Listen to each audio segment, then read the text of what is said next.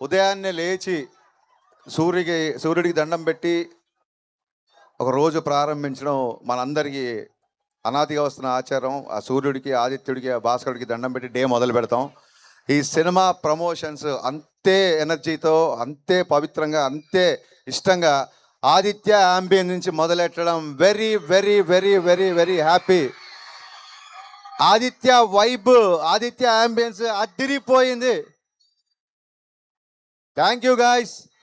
మీ college అయిపోయిన తర్వాత కాసేపే ఉంటారు అంటే మేము చాలా ఎర్లీగా స్టార్ట్ చేసి వచ్చాం. యాక్చువల్లీ థ్యాంక్ యూ సర్జీ. 6:30కి ముహూర్తం అనుకున్నాం. మా ముహూర్తం పెట్టిన అఖిల్ ఇక్కడే ఉన్నాడు. ముహూర్తం 6:30 కంటే ఆ టైంకి స్టార్ట్ చేసి వచ్చింది. And you made it. Thank you so much. మీరు ఆల్రెడీ వచ్చారు, సాంగ్ మధ్యలో డిస్టర్బ్ చేయకూడదని రాలేదు. సాంగ్ చూస్తున్నారు కదా, ఇక్కడ రెండే కట్అవుట్లు ఉన్నాయి. ఒకటి పవర్ స్టార్ది, ఒకటి రాక్ స్టార్ది. శ్రేయాస్ మీడియాస్ వాళ్ళు మాకు ఫోన్ చేసి నవీన్ గారి ఫొటోసు, రవి గారి ఫొటోసు, మీ ఫొటోస్ పంపించండి, మీకు కట్అవుట్లు పెడతా ఉన్నారు. అంటే నేను క్లియర్గా చెప్పా, అక్కడ ఓన్లీ పవర్ స్టార్ కట్అవుట్ ఉండాలి, రాక్ స్టార్ కట్అవుట్ ఉండాలి అని చెప్పాను. అంటే దేవిశ్రీ ప్రసాద్ గారికి ఎప్పుడో కానీ, దేవిశ్రీ ప్రసాద్ గారికి మా గౌరవం, మా ప్రేమ చూపించుకునే అవకాశం ఎప్పుడో కానీ రాదు. ఇది ఏదో మేము త్యాగం చేసామనో లేకపోతే మా కట్అవుట్ వద్దనుకున్నామని కాదు. ఇలాంటి చిన్న చిన్న విషయాల్లో మా గ్రాటిట్యూడ్, మా రెస్పెక్ట్ డిఎస్పీకి చూపించడానికి మాత్రమే, ఇంకెవరికి కట్అవుట్ ఇక్కడ పెట్టలేదు. ఆయన నా సినిమాకి మ్యూజిక్ చేశాడనో లేకపోతే ఆయన స్టేజ్ మీద ఉన్నాడని చెప్పట్లేదు. ఆయన ఆనందం సినిమా చేస్తున్నప్పుడు నేను అసిస్టెంట్ డైరెక్టర్ కూడా కాదు. నేను ఆనందం సినిమా చూసి బయటకు వచ్చి లైఫ్లో ఎప్పుడైనా సరే ఈ మ్యూజిక్ డైరెక్టర్తో పనిచేస్తే చాలు దేవుడు అని దేవుడిని కోరుకున్నాను. దేవుడు ఒక్కసారి కాదు 3 సార్లు ఇచ్చాడు. ఇంకో 3 సార్లు ఇవ్వాలని మనస్ఫూర్తిగా కోరుకుంటున్నాను. అంటే ఇవాళ మ్యూజిక్ కాబట్టి ఆయన పొగటం కాదండి. డిఎస్పీ అనేది నాకు జస్ట్ మ్యూజిక్ డైరెక్టర్ కాదు, నా ఫ్రెండ్ కాదు, నా బ్రదర్ కాదు. ఆయన చెప్పినట్టు DSP is an emotion for me. DSP is an emotion for me. అంటే ఎలాంటి ఎమోషన్ అంటే, నిన్నటి వరకు అసిస్టెంట్ డైరెక్టర్గా ఉన్న ఒక వ్యక్తిని తన మ్యూజిక్తో ఓవర్ నైట్లో స్టార్ డైరెక్షన్ చేసే సత్తా ఉన్న ఏకైక మ్యూజిక్ డైరెక్టర్ డిఎస్పీ. ఈ విషయం ఆయనతో చాలాసార్లు చెప్పితే ఇలా అంటే, సర్జీ నాదేం లేదు, డైరెక్టర్ సిచ్యువేషన్ బట్టే పాట వస్తుంది, డైరెక్టర్ని బట్టే మ్యూజిక్ వస్తుంది అని చెప్పి తన కష్టాన్ని కూడా మా ఖాతాలోకి అవలీలగా వేసేసి అలా నవ్వుతూ వెళ్ళిపోతుంటాడు డిఎస్పీ. అందుకే డిఎస్పీ అంటే నాకు ఇష్టం, ప్రాణం. లిరిక్స్కి రిథమ్కి, బీట్కి, వాయిస్ అన్నీ క్లియర్గా వినిపించడానికి, ఒక పాట యొక్క సంపూర్ణ తత్వాన్ని మీకు ప్రజెంట్ చేయడంలో అంకిత భావంతో పనిచేసే one and only music director of this generation Devi Sri Prasad. సర్జీ పొగటం కాదు సర్జీ, తన గురించి తనకు తెలియదు. ఏదైనా చిన్న ట్యూన్ ఏదైనా యాడ్ చేయాలన్నా, సర్జీ ఇక్కడ ఒక ట్రంపెట్ వేద్దాం అనుకుంటున్నా, ఇక్కడ ఏదైనా తబలా అయినా అని చెప్తే ఫోన్ చేస్తాడు. ఏంటంటే సర్జీ అసలు మీరు పర్మిషన్ అడుగుతారు ఏంటి, మీరు ఎవరు, మీరు India's number 1 music director, Pushpa 2 తర్వాత 5 బిలియన్ వ్యూస్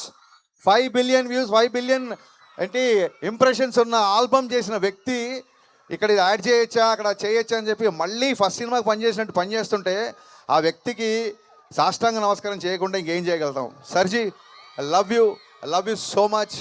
ఇంతకంటే మీ గురించి నాకు ఇంకా చాలా చెప్పాలని ఉంది. బట్ సర్జీ truly honored to be associated with you for the 3rd time and looking forward for many more times.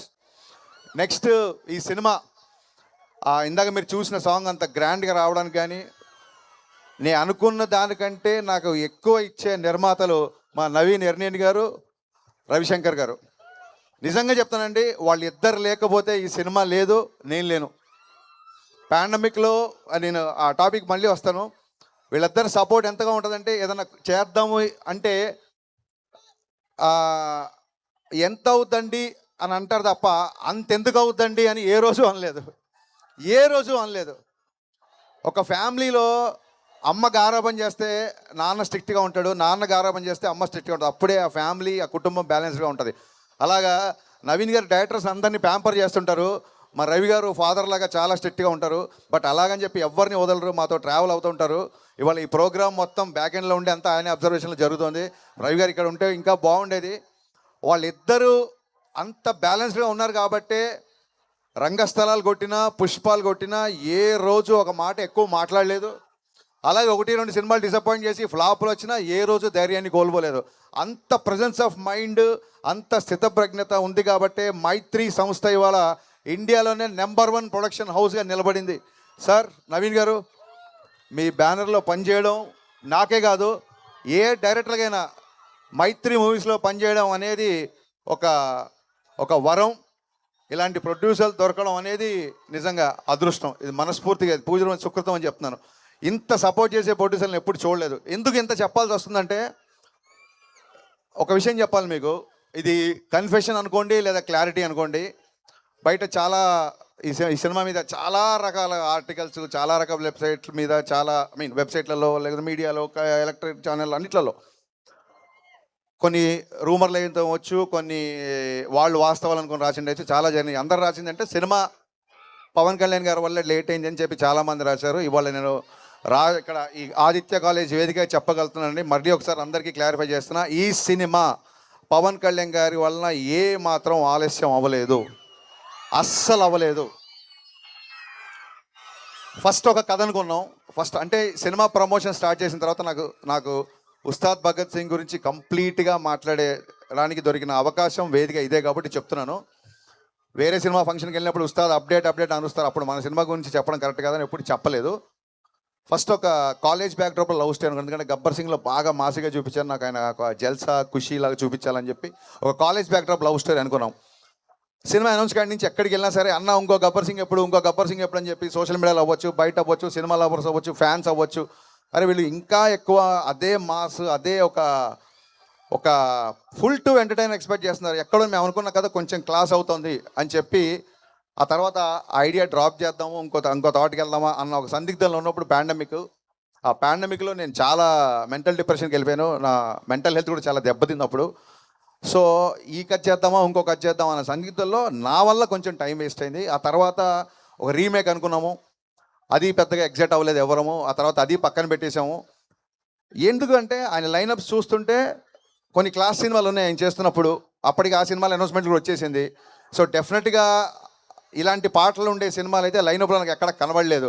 So డెఫినెట్గా మళ్ళీ ఫ్యాన్స్ అందరూ మళ్ళీ చూసే సినిమా చేయాలి, కొంచెం లేట్ అయినా పర్లేదని చెప్పి మళ్ళీ మా టీం అందరం వర్క్ చేసి కళ్యాణ్ గారికి మళ్ళీ అనుకుని చెప్పిన తర్వాత అందరూ ఎగ్జైట్ అయిన కంటెంట్తో షూటింగ్ వెళ్ళేసరికి ప్రకృతి సహకరించి, మరి గ్రహాలు తోడునే ఏంటో తెలియదు, ఇట్స్ నేచర్ తీసుకున్న టైం, అది సహజ సిద్ధంగా ఆ ప్రక్రియ ఇలా జరిగిపోయింది. ఇన్ఫ్యాక్ట్ పవన్ కళ్యాణ్ గారి వల్ల షూటింగ్ చాలా ఫాస్ట్గా అయిపోయింది. ఆయన మమ్మల్ని ఊపిరి ఆడనివ్వకుండా షూటింగ్ చేశారు. అందుకే అంత ఫాస్ట్గా షూటింగ్ అయిపోయిందని చెప్పి వీడియో రిలీజ్ చేసాం. అంటే క్యాబినెట్ మీటింగ్కి వెళ్ళేవాళ్ళు, సరే సార్ విజయవాడకి వెళ్ళిపోయారు కదా, ఇంకే వాళ్ళ షూటింగ్ ఉండదంటే రేపు వెళ్ళి వేరే ప్లాన్ చేద్దామంటే సడన్గా సార్ బయలుదేరారు, నైట్ షూట్ చేస్తారని చెప్పి సార్ వాళ్ళ టీం ఫోన్ చేసేవాళ్ళు. ఇమ్మీడియట్గా మేము నైట్ షూటింగ్ ప్లాన్ చేసేవాళ్ళం. అంటే పొద్దునంతా క్యాబినెట్ మీటింగ్ అటెండ్ అయ్యి ఆయన నైట్ ఫ్లైట్కి హైదరాబాద్ వచ్చి మళ్ళీ మార్నింగ్ 3-4 వరకు పనిచేసి జస్ట్ ఇంటికి వెళ్ళి షవర్ చేసి మళ్ళీ ఆయన మంగళగిరి వెళ్ళిపోయిన రోజులు ఉన్నాయి. కొన్నిసార్లు 18 గంటలు 20 గంటలు ఆయన పనిచేసిన సందర్భాలు ఉన్నాయి. ఈ సినిమాకి పవన్ కళ్యాణ్ గారు ప్రాణం పెట్టి పనిచేశారు. మనస్ఫూర్తిగా కళ్యాణ్ గారికి కృతజ్ఞతలు చెప్పుకుంటున్నాను.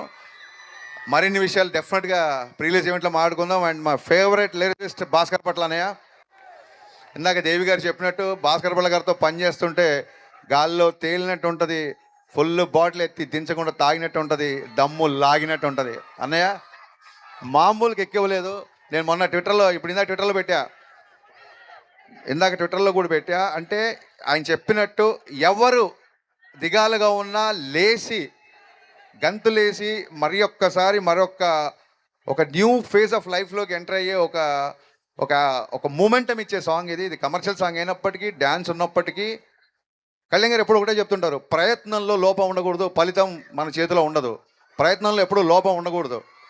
ప్రయత్నంలో లోపం లేదు కాబట్టి ఆయన ఒకసారి అపజయాన్ని చూసినా సరే ఇవాళ మళ్ళీ డిప్యూటీ సీఎం స్థాయిలో ఉన్నారంటే దట్ ఈజ్ నథింగ్ బట్ ప్రయత్నంలో లోపం లేకపోవడమే. అంటే ఇది రాజకీయాలు మాట్లాడే వేదిక కాదు, సందర్భం అంతకన్నా కాదు. కానీ మా హీరో ఒక అకుంఠిత దీక్షతో, ఒక అంకిత భావంతో ఫలితాన్ని ఆశించకుండా పనిచేస్తాడని చెప్పే ఉదాహరణలో భాగంగా చెప్పాల్సి వచ్చింది. సో దట్ ఈస్, నాకు తెలుసు మీరందరూ ఇక్కడ చాలామంది చాలామంది పిఠాపురం గారి ఎమ్మెల్యే గారి తాలూకా కదా, నేను మాత్రం పవర్ స్టార్ పవన్ కళ్యాణ్ గారి తాలూకా. సో సీ యూ గాయ్స్, సమ్మర్లో కలుద్దాం. డేట్ ఫిక్స్ అవగానే మళ్ళీ చాలా గ్రాండ్గా అనౌన్స్ చేస్తాం. Thank you once again. ఆదిత్యతో ఉస్తాద్ భగత్ సింగ్ ప్రమోషన్ స్టార్ట్ అవుతున్నాయి. ఇక నుంచి అప్డేట్ల వరద చూస్తారు మీరు. Thank you all once again. Thank you so much. Love you.